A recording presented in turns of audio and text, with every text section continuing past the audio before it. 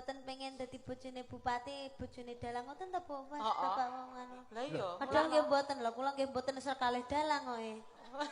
Alah kowe aja silakko batinmu. Aku atimu iso tak waca kok kene. Iya. Wis to, nadyan kowe golek kaya apa, mbalike tetep dalang lho kowe iki. Wis to, wis to. Aku bedhekane wani kok. Totoan apa Lah piye? saniki sing kula kenali dalang nggih anu lho Pak, pun sepuh-sepuh lho ya Pak. Sing Loh. nom-nom ya langka lho Pak. Sing sepuh ini malah gampang keroki bubuk dheke malah. Enak ngono kuwi. Wis to nyandi paramu. Wis to mbok sapa aku ora ngerti ning ya tak titeni ae. Golek akhire lah dalang to. Lah ngono kuwi. Totoan piye? Len klusermu kae. Totoan karo trekku, son. Ayo.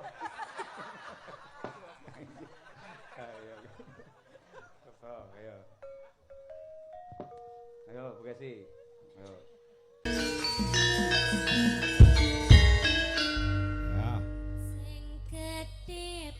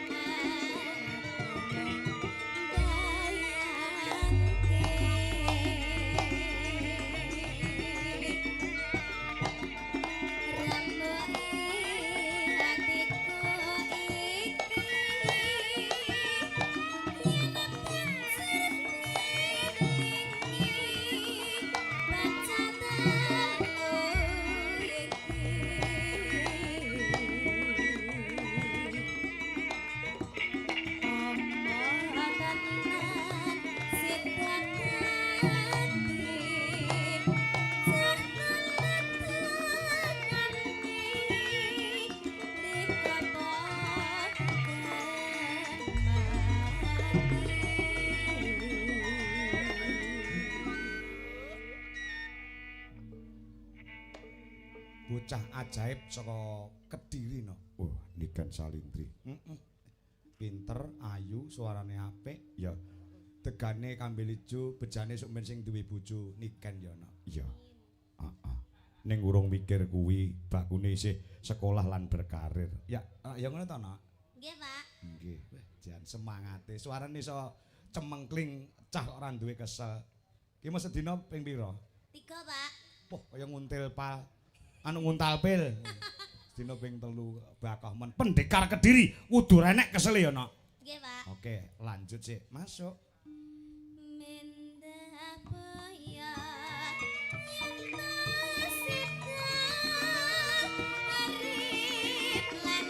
Kedua, garap instrumen gamelan Bali.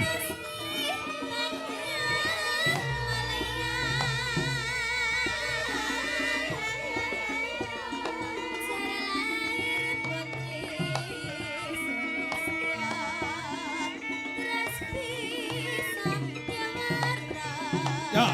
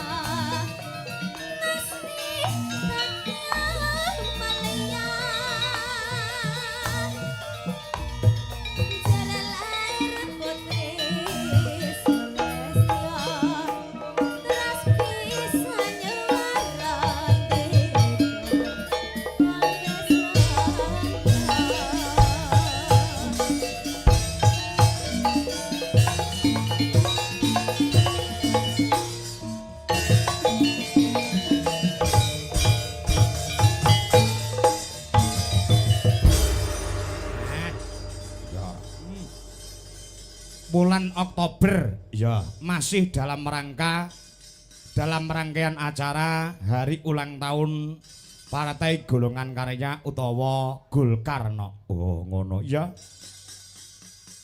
Ingkang kaping pira? Pak insyaallah ingkang kaping 60. Oh ngono ah. 60 tahun utawa 60 tahun ya. Dasare Partai Golongan Karya atau secara umum disingkat Partai Golkar adalah sebuah partai politik di Indonesia yang didirikan sebagai sekretariat bersama Golongan Karya pada tahun 1964 utawa 1964 ya. Dan berpartisipasi untuk pertama kalinya dalam pemilihan umum nasional 1971 sebagai Golkar. Oh ngono ah. Dadi lahire Golkar kuwi tahun 1964. Nek ora kleru kuwi no. Ya. Mula beberapa tempat ya mengadakan wayangan sebagai wujud kecintaannya Partai Golkar terhadap pelestarian seni budaya utamane wayang kulit ya kaya ngono sengkut anggone para kadang-kadang saka ing Partai Golkar nggone nguri-nguri kelawan budaya barengi pengetan hari ulang tahun Partai Golkar yang ke-60. Oh, ngono ah. Ya. Mergo wis terbukti nek bahwasanya Partai Golkar ki partai sing hebat. Heeh. Partai sing hebat, partai yang solid untuk menuju Indonesia maju. Tepuk tangan buat Golkar di Indonesia. Wow. Kaya ngono ya, ya heeh. Ya. Wis teruji dan terbukti nek Partai Golkar ki pancen partai yang sangat luar biasa. Oh, ngono ah. Ya. Ngestokake dawuh mula wujud kecintaannya terhadap pelestarian budaya sing tak aturke ngarep mau no. Ya.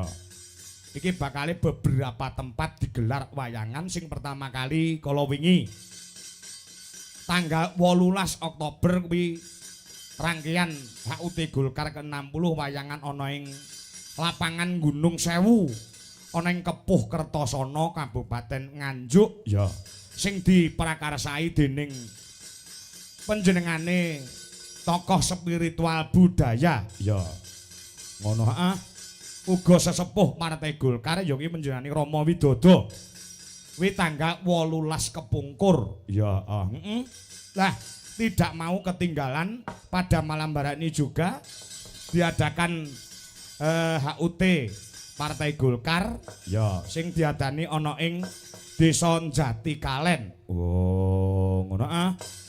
Ngiras pantes tasyakuran panjenengane Bapak Muhammad Sapi'i sebagai anggota DPRD Kabupaten Nganjuk. Oh, ngono ya ya. Iya. Luar biasa heeh. Sing angka 3 bakal digelar ana ngendi? Sing angka 3 wa insyaallah Partai Golkar akan wayangan lagi ana ing Kabupaten Trenggalek. Kuwi tanggal 2 November. Oh, ana Trenggalek. Heeh, dibacutke tanggal 16 ana ing Kota Pahlawan Surabaya November. Heeh, kuwi malam Minggu no. Oh, malam Minggu. Heeh. Kuwi sing kaping 4. Heeh. Iya. Ingkang kaping 5 kapan? Ingkang kaping 5 fa insyaallah engko nek ora tanggal 23 apa tanggal 30 November kuwi pas malam Minggu ya. Nang ngendi? Ngenteni panjenengane Pak Haji Karyo sing nanggap sumben tanggal kuwi.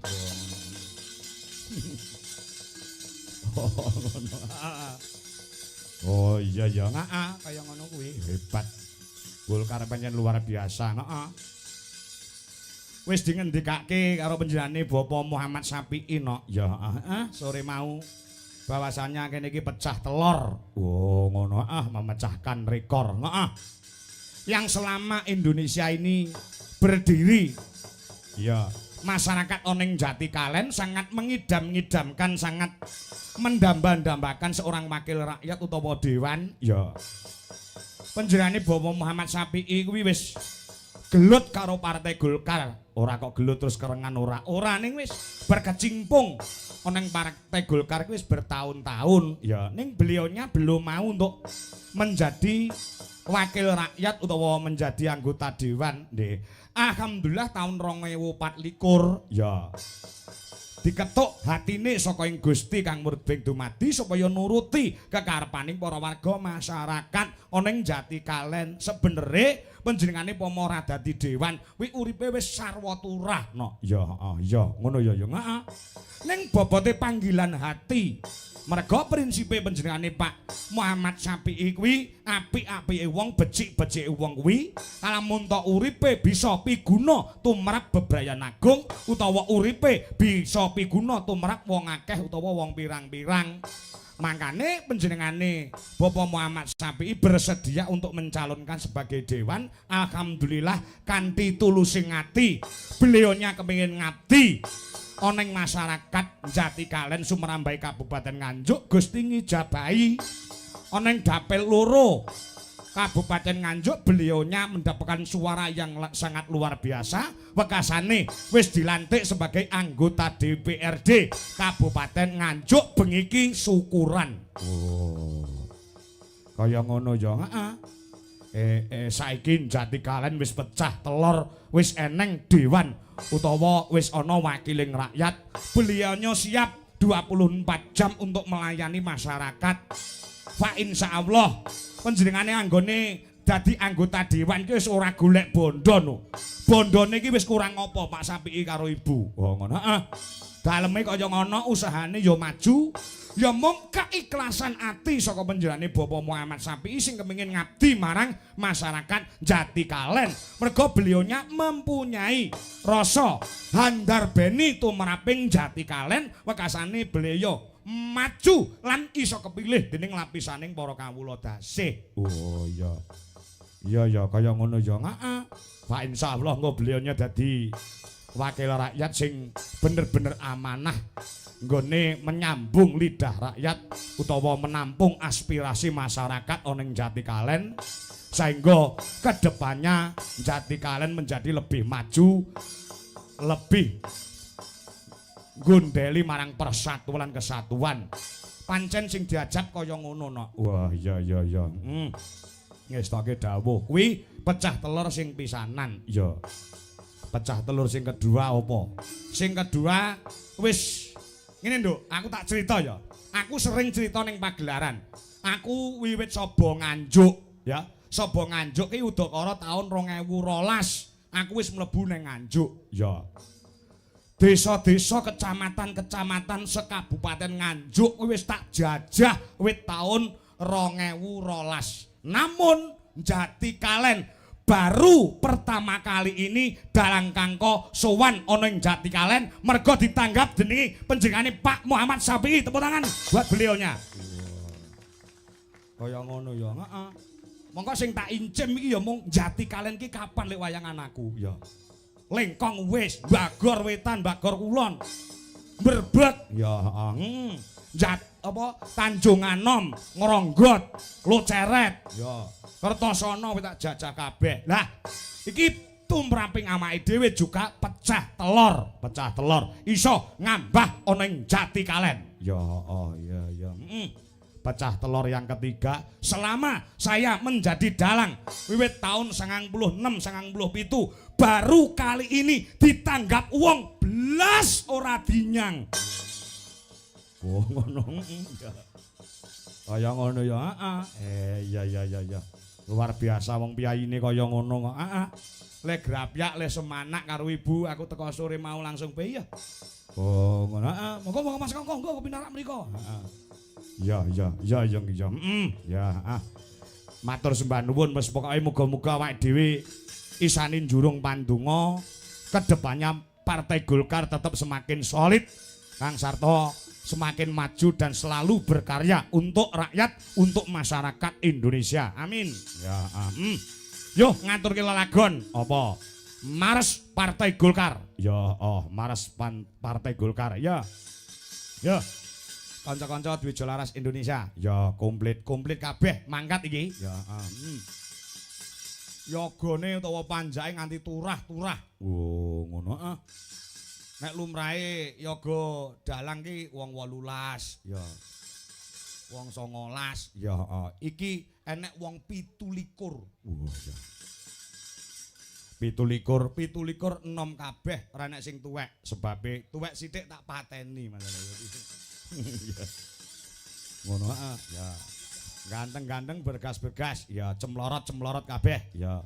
Sret-sret-sret. Yo sing semangat kanca-kanca Waranggana juga kanca-kanca Wiraswara. Aja kalah semangate kalian kader-kader Golkar, juga pengurus Golkar karena pada malam hari ini juga dirawi Ketua DPD Golkar penjani Ibu Maria Tunda Dewi, Emsos MSI, juga Dewan Penasihat Partai Golkar penjani Bapak Adi Wibowo, ya. Uga Dewan Penasihat penjani Bapak Marsono SH beserta Ibu Ketua DPD Golkar Trenggalek ya keparang rawuh insyaallah. Ketua DPD Golkar